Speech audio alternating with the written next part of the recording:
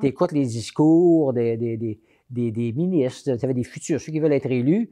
Malheureusement, je ne sens pas d'idéal autre qu'on veut faire avancer l'économie, on veut que les politiques tiennent compte de ceci et cela.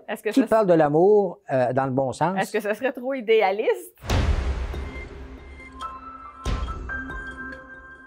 Alors, bonjour et bienvenue à ce 11e balado de Ondes de choc. Alors, aujourd'hui, on est avec l'abbé André Gagné. Bonjour, l'abbé André. Bonjour, Amélie. Bonjour à vous tous et toutes qui nous entendez, qui nous voyez peut-être. Alors, aujourd'hui, le thème, l'abbé André, c'est une sexualité qui n'a rien à voir avec l'amour. Ouais. Déjà, le titre m'a un peu surpris quand vous me l'avez partagé. Qu'est-ce qui est une onde de choc dans ce que vous allez nous parler aujourd'hui? Ça me disait, les gens vont dire, bon, de quoi qu'il va se mêler encore, là, tu sais, parce que tellement l'impression. Les prêtres dans la chambre à coucher, qu'est-ce que c'est ça? Oui, l'Église puis la sexualité, là, on s'en reparlera, hein. Ouais. Mais non, mais il reste que c'est une réalité de la vie. Mm-hmm. Et puis, ce qui m'a amené à vouloir en parler ce matin, finalement, c'est quelque chose que j'ai lu il n'y a pas si longtemps, dans une réalité, là, dans les relations, spécialement avec les adolescents, en rapport avec la sexualité. Et puis, on peut aller, bien sûr, en faveur grandissant, jeunes adultes, etc. Mais on nous rapportait des statistiques sur le nombre de viols de jeunes femmes par des pères, P-A-I-R-S, là, hein, des gens qui sont avec elles, dans les milieux scolaires. Et on disait, il y a 4 jeunes filles par groupe de 30 étudiants qui sont victimes de viol.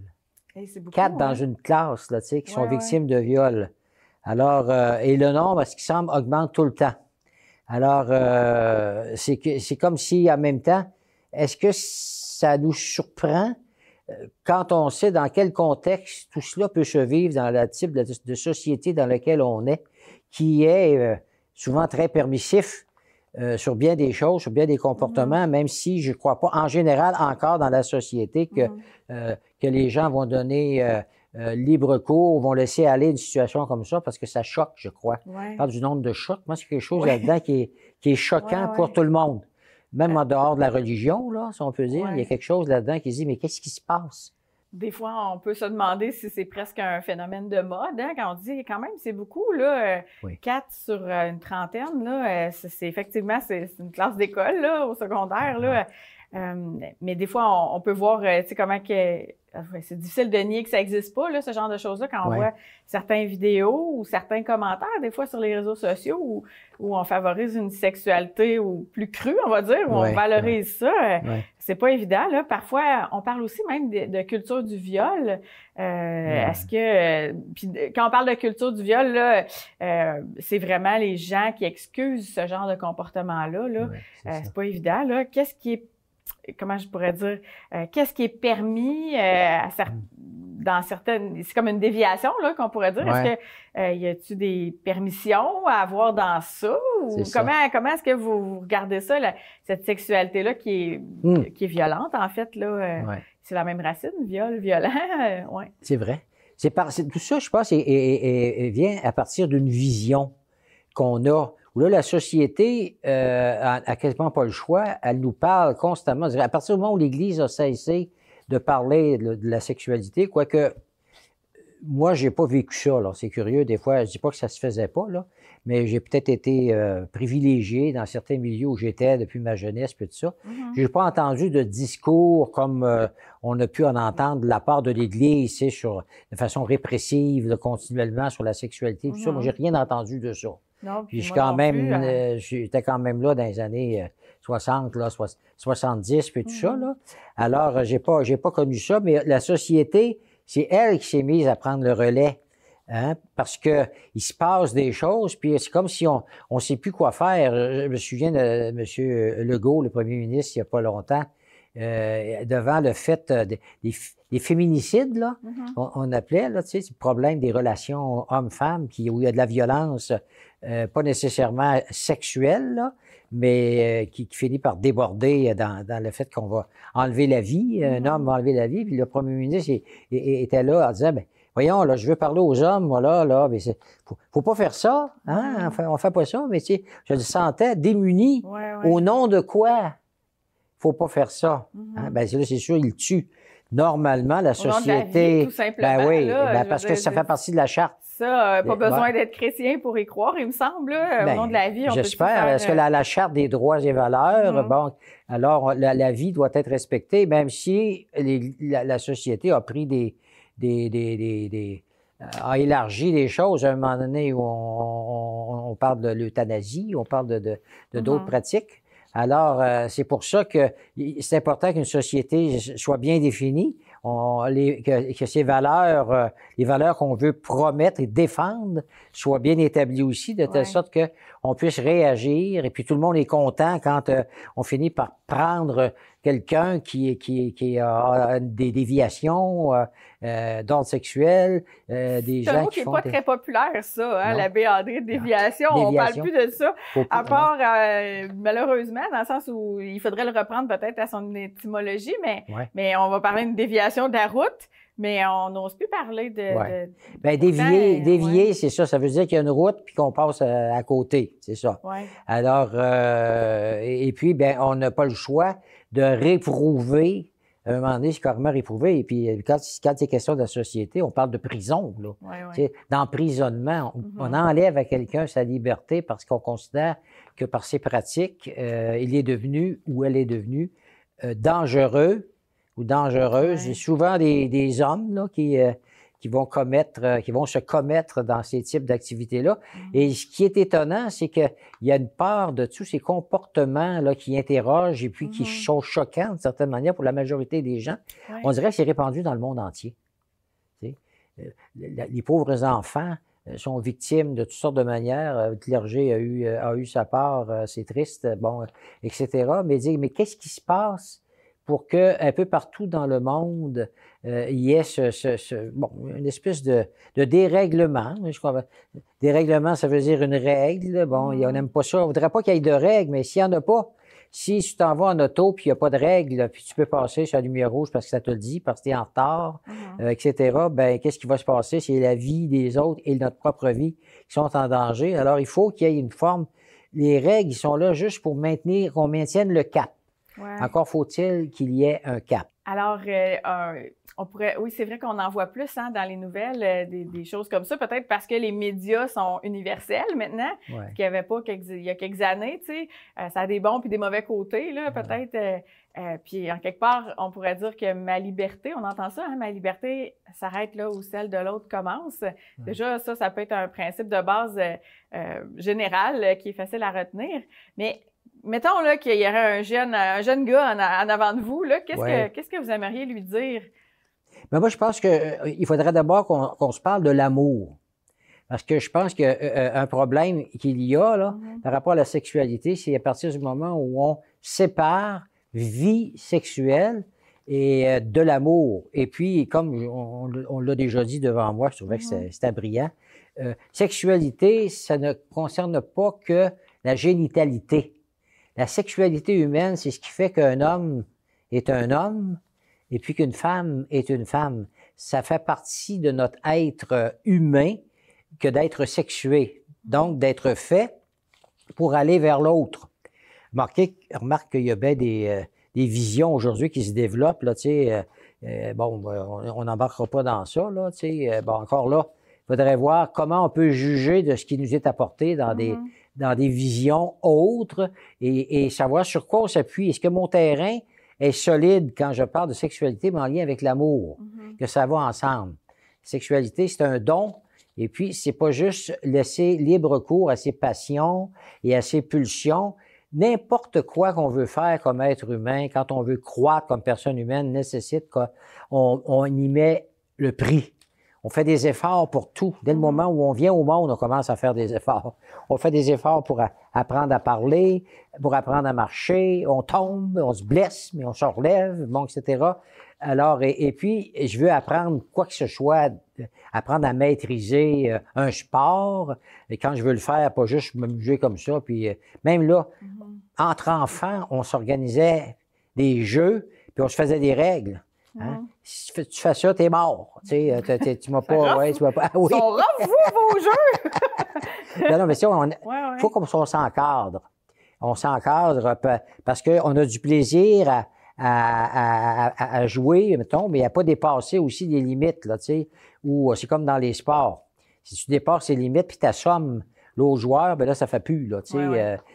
Même la boxe ou la lutte, c'est comme encadré. Il y a un arbitre qui va dire ça, c'est trop, puis ça, c'est bon. Alors, donc, oui, il faut apprendre. Tu veux apprendre le piano, tu veux apprendre le ski. Il y a des efforts à faire, de la maîtrise de soi. Puis ça fait quelqu'un qui se sent bien. Moi, j'admire les athlètes. Quand je les vois, là, tu sais, qu'on voit le temps des Jeux olympiques, que ce soit d'hiver ou d'été, je suis en admiration devant des jeunes en santé. Tu sais, ils transpirent. Ils sont plus qu'en santé aux Olympiques. Ils transpirent le bien-être physique. Parce que ces gens-là se donnent, c'est inimaginable. Tu sais, on parle des Olympiques, c'est des heures par jour pendant des années, là. Et on peut vivre ça au niveau de l'amour aussi, en quelque part, de se donner à l'autre. Tu as tout compris. OK, bon, excellent. Alors, puis l'amour qui est une réalité fondamentale, le besoin d'aimer et d'être aimé. Et puis, ça se peut pas que ça aille juste au laisser-aller, finalement. C'est selon les goûts et puis les appétits qu'une personne peut avoir, même dans notre santé. On a besoin de manger pour vivre. Mais si on mange trop, si on mange mal, on se fait pas du bien. Effectivement. Alors, l'amour, qu'est-ce que c'est que l'amour? Moi, je pense que quel idéal, comme société, on enseigne aux jeunes, par exemple, sur l'amour, d'où ça vient? J'ai jamais entendu, des fois, vous voyez, quand tu prépares à changer de parti politique, par exemple, on fait un temps d'élection, tu écoutes les discours des ministres, tu avais des futurs, ceux qui veulent être élus. Malheureusement, je ne sens pas d'idéal autre qu'on veut faire avancer l'économie, on veut que les politiques tiennent compte de ceci et cela. Qui parle de l'amour dans le bon sens? Est-ce que ça serait trop idéaliste? Tu sais, peut-être de parler que la politique nous parle d'amour. Ben là, il y en a qui diraient que c'est pas de leur ressort. Alors, à la rigueur, pourquoi pas, mais ça dépend quelles sont les valeurs qu'on va considérer qui sont en cause, parce que l'État réagit par rapport aux sexualités débridées. Tu sais, qui ferait que des gens perdent le contrôle. Perdent le contrôle. Oui. Moi, j'ai une parole de Jean-Paul II. Moi, j'aime beaucoup Jean-Paul II. Je ne l'ai pas par cœur, mais j'ai l'idée encore. C'est une des paroles qui m'a le plus marqué de Jean-Paul II. Jean-Paul II, dans les fins des années 40, avait institué le premier service de préparation au mariage en Pologne. Puis il disait qu'il n'y a rien de plus important. Une des choses les plus importantes à apprendre, c'est à apprendre à aimer. Et puis, on n'apprend pas assez à aimer. Donc, c'est un peu ce que vous nous dites ce matin. C'est exigeant d'aimer. Mais tout le monde est pour. C'est ça l'affaire. Tu sais, on est toujours pour la vertu. Si tu demandes à des personnes dans une assemblée, quels sont ceux qui sont contre l'amour ici, là? Personne ne va lever la main. Tout le monde est pour. Mais maintenant, si tu es pour, qu'est-ce que ça veut dire pour toi, donc, d'aimer? Puis est-ce que tu le fais passer dans la manière dont tu entres en relation avec les personnes, avec ton épouse, par exemple, ou la personne avec qui tu es, un compagnon ou une compagne. Et puis, mais j'ai vu souvent, tu sais, quand on parle d'éducation à la sexualité, encore là, si on se résume, on parle de sexualité à des jeunes qui concernent simplement la génitalité, eh bien là, on leur fait quel type d'enseignement? Est-ce qu'il y a un idéal là-dedans en disant, ben écoute, essaye des choses, là, puis vois, tu sais, on centrait beaucoup.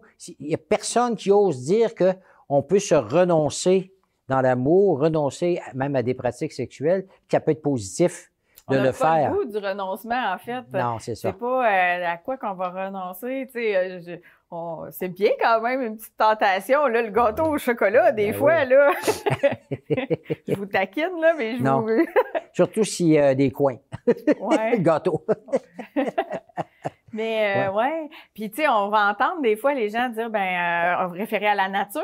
Oui, mais tu sais, les animaux,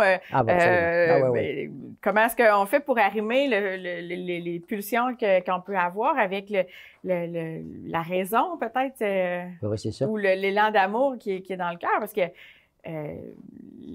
l'être humain doué de valeurs, de raison. Oui, c'est ça. Ce qu'il n'y a pas tout à fait chez les animaux, là. Bien, et quand on se dit, tu sais, c'est le Seigneur qui disait ça dans l'Évangile, faites pas aux autres ce que vous ne voudriez pas qu'il vous soit fait à vous-même. Déjà là, tu sais, quand une personne souhaite être aimée, elle ne veut pas avoir l'impression qu'elle est utilisée par l'autre. Hein? C'est pas ça, se sentir aimé favorablement, puis que ça nous fait du bien, puis ça nous fait croître. Sinon, ça peut se résumer à se servir de l'autre pour ses fins personnelles, se limitant au seul plaisir. Le plaisir, il a son sens. Il trouve son sens dans la sexualité. Mais comme je disais tantôt, c'est comme dans la nourriture. Si c'est juste le plaisir de manger qui nous mène, ben là, on va en arracher, hein, parce qu'on perd le contrôle, finalement. Et puis, ça a des répercussions qui sont pas bonnes pour notre santé, pour notre morale, bon, etc. Donc, la plus grande valeur qui est besoin d'aimer et d'être aimé, c'est commun. Eh bien là, c'est là que moi, je considère que l'Évangile est d'un secours extraordinaire pour nous faire comprendre qu'est-ce que c'est que le don de soi dans l'amour, qui inclut la sexualité dans la mesure où elle trouve vraiment son sens par rapport à l'amour qu'on veut avoir pour l'autre, centré sur l'autre personne et non pas simplement sur la recherche de soi-même. Il y a des choses, c'est de valeur parce que il y a des choses qui sont intéressantes. Quand on en parle à des jeunes de cette manière-là, ça les intéresse beaucoup. Du temps où j'étais dans l'enseignement, au niveau secondaire, on avait c'est en 5e secondaire, entre autres, dans le temps, c'était...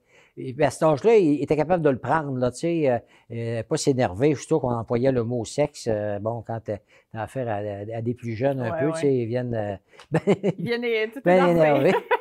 Faut pas dire, faut pas dire Une fois, j'avais dit à un jeune homme comme ça, il était excité parce que j'avais employé le mot sexe. J'avais dit, garde, je vois qu'il y a une petite immaturité chez toi. J'ai dit, quand tu seras chez vous, là, regarde-toi dans le miroir, puis dis, sexe, sexe, sexe, jusqu'à ce que tu arrêtes de rire. Et ça va faire du bien.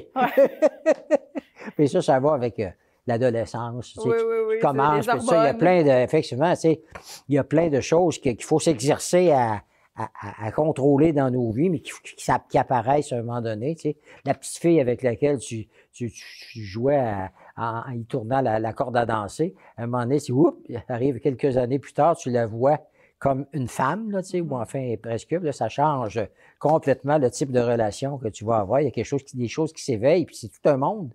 Mais il s'éveille, comme toutes nos facultés, à un moment donné, vont s'éveiller aussi. Il faut comme apprendre à faire des choix à travers toutes les choses qui s'éveillent en nous. Et puis, il y a un temps, justement, pour se découvrir davantage soi-même, pour voir à quoi on est appelé. Et puis, il faut voir ça de façon positive, même si il y a des restrictions, à un moment donné, qu'on peut se donner, comme l'athlète. Saint Paul utilise souvent l'image de l'athlète pour nous faire comprendre ce que c'est que vivre la vie chrétienne, finalement, concrètement. Là, il dit, c'est comme un athlète. Il se prépare pour les Jeux olympiques. Je ne sais pas s'il parlait des Jeux olympiques dans le temps, mais en tout cas, il y avait des Jeux qui se faisaient, là, surtout en Grèce. Là. Ouais.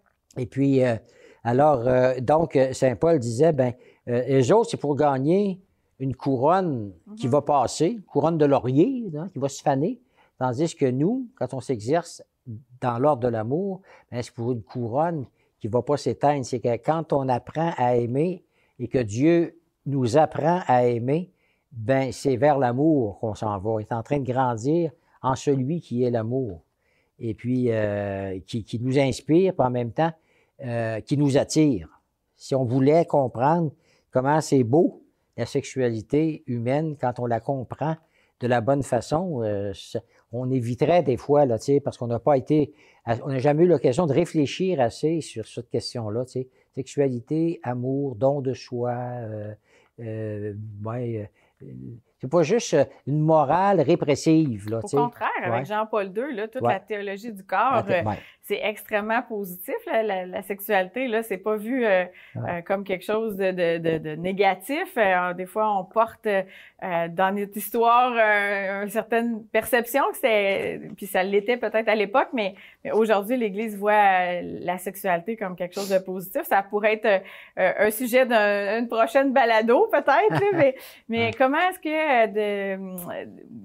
comment est-ce que de pas rester dans l'idée du négatif, de la répression, mais comment est-ce que toute la sexualité, est quelque chose qui nous apporte la joie finalement dans notre vie? Oui. Comment est-ce qu'on fait pour arriver à ça?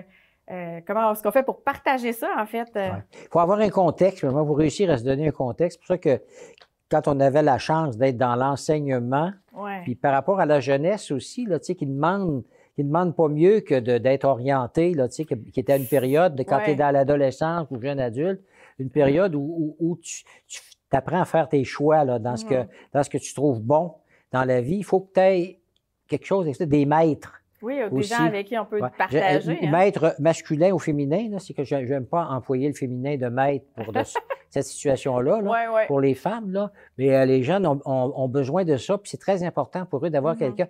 On est aux prises avec ça, il faut le dire bien clairement, en Église actuellement. Là, où est-ce qu'il y en est la crédibilité de l'Église, vu les comportements déviants. Est-ce qu'on aurait assez cette crédibilité? Je pense que ça va être laissé davantage aux individus qui vont donner l'impression d'être bien dans leur peau et puis que des jeunes vont trouver que, par exemple, tel prêtre dans sa situation donne l'impression d'être branché à la bonne place, de bien vivre son célibat, par exemple, là, que ça le rend heureux parce qu'à quelque part, le célibat il est associé non pas tant à une privation qu'à un don de soi particulier qui a une valeur en soi puis qui peut être inspirant même pour des couples. On s'inspire mutuellement. Moi, j'ai connu, entre autres, un couple âgé du temps où j'étais stagiaire, je me préparais à devenir prêtre. Ces gens-là m'ont été précieux parce que je pensais à devenir prêtre. Là, j'étais dans les dernières années. Et puis, on pensait à la question de mon célibat, puis pouvoir m'engager. Est-ce que je vais faire pitié, moi, parce que je vais être célibataire, là, tu sais, etc. Puis là, je parlais avec ce couple-là qui m'invitait chez eux à l'occasion, tu sais, puis il me montrait, tu sais, que des jardins fleuris, là, tu sais, tout est donné, ça n'existe pas. Alors, il disait, on va vous raconter, nous autres, ce qui nous est arrivé au début de notre vie commune, etc.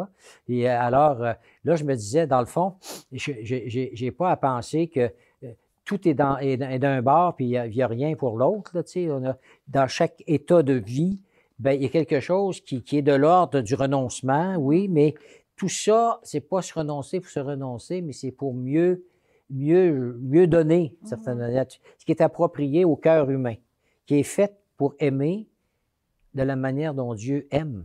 Donc, dans l'oubli de soi pour l'autre. Et ça se dit bien, mais le vivre, c'est pas simple. Et encore une fois, si j'ai pas une occasion de faire un examen de mes comportements moi-même, j'ai pas de balise là, tu sais, qui me permet de dire, ben oui, là, je dis souvent ça à des couples, peut-être que j'ai déjà dit dans un balado, mais au sujet de Antoine de Saint-Exupéry, qui disait que aimer, c'est marcher ensemble dans la même direction. Alors, c'est pas être centré, refermé l'un sur l'autre quand on s'aime, mais il y a un projet rattaché à l'amour. Si tu n'as plus de projet en amour, là, à un moment donné, l'ennui va s'y mettre.